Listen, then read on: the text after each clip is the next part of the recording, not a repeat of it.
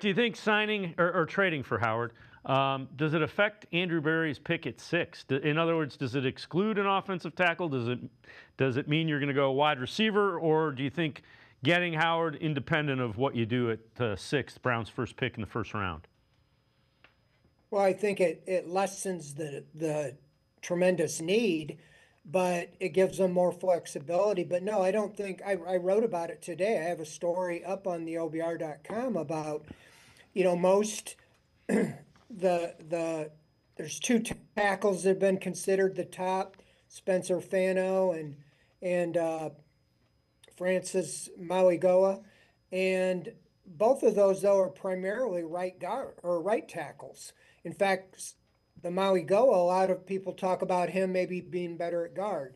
And if they're the top in the draft, you know, you signed a guy who you would think is going to be a right tackle. So I don't think it takes him out of it. But there's a guy who really showed up at the combine who's a true left tackle.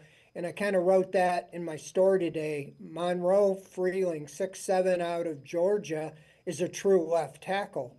And if they want to go, with a left tackle predominantly, to me, it seems like he would be a pretty good fit, all the way around. I don't know if originally he was projected more in the 20s, but PFF had the Browns taking him with the 6th overall pick.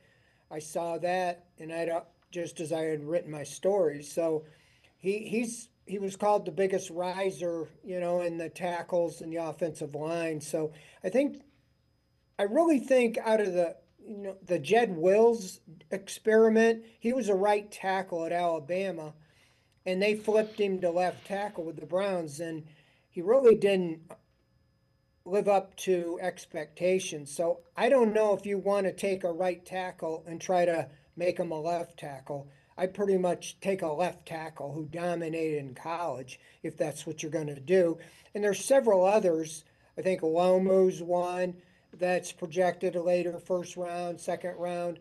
I think the 24th pick, 39th pick, those are all important that you could take a great offensive lineman, somewhere in there. I wrote yesterday that I think they need a wide receiver as much as they need a tackle.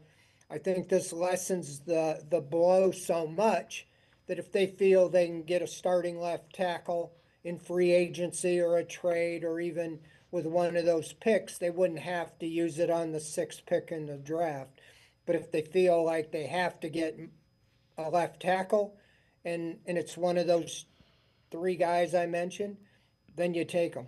Yeah, the other thing to keep in mind about Freeling, Todd Monken was the offensive coordinator with Kirby Smart and helped recruit him there. So he'll have some inside knowledge on Freeling. He's a guy that moves really well, big guy that moves really well.